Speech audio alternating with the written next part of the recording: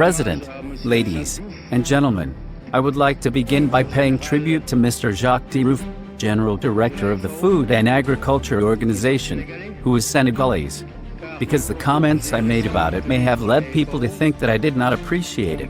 This is a mistake to think like that. Mr. Jacques Diouf was my candidate. I presented him to the African Union and then he became the candidate of all the African states. A unique candidate. This is how he became twice Director General of the Food and Agriculture Organization. But if you give to an airline pilot a bad plane, he can't go very far. If you don't give him enough kerosene, he can't get where he wants to go either. The problem is not Mr. Jacques Diouf, the problem is the Food and Agriculture Organization. The independent evaluation audit went much further than I did and made extremely severe criticisms against the Food and Agriculture Organization, an organization that started its fall more than 20 years ago. It has been established that it has lost almost 30% of its resources and almost a third of its staff. I could not wait for the departure of Mr. Jacques Diouf, Senegalese, my candidate, to make the criticisms that I want to make. It would not be honest, so I will summarize since we only have 5 minutes. We have traveled 10,000 kilometers to be here. The 5 minutes are very expensive. I would like to start by saying that everything we say here has already been said.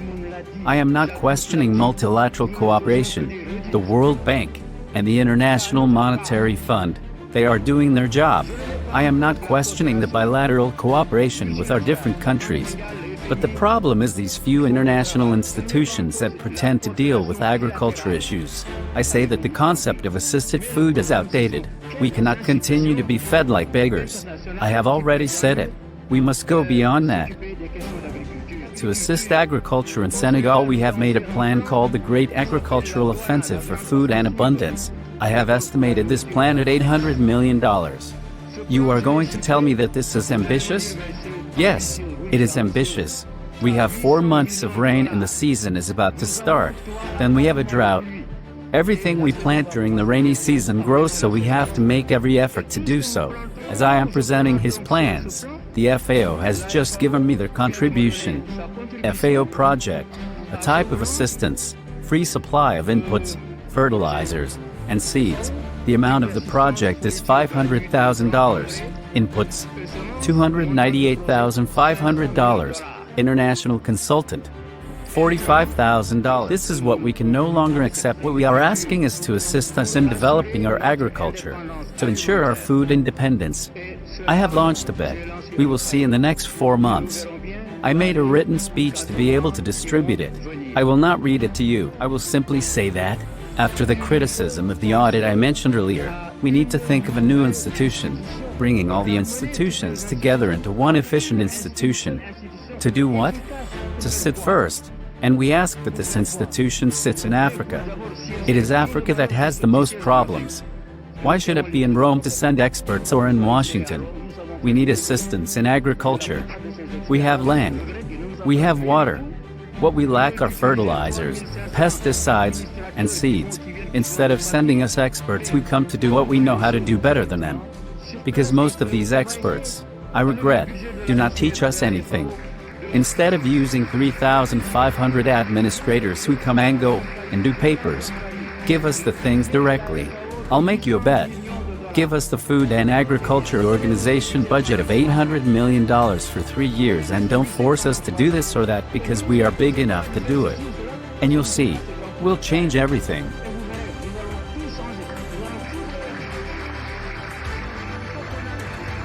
I read the draft resolution and I concluded that it is a joke.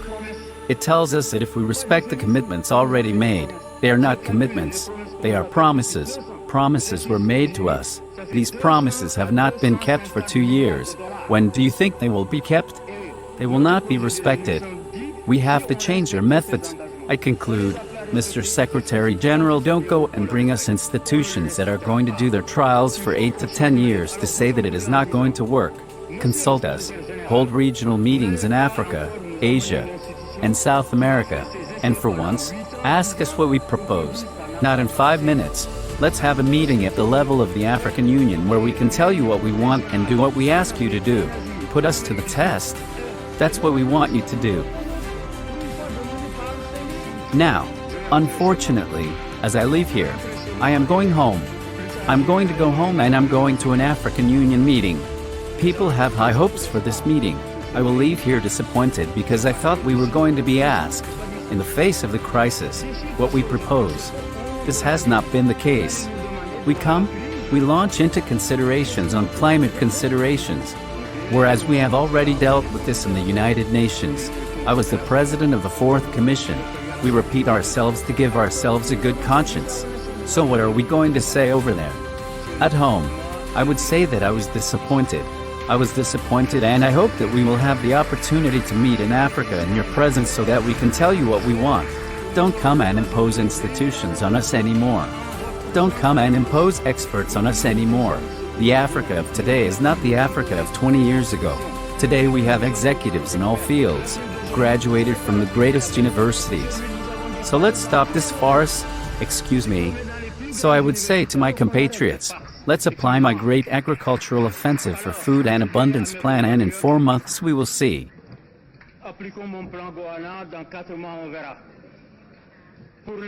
In the meantime, if you are hungry, tighten your belts. Maybe they will say to me, give us the belts. Then I can call on you.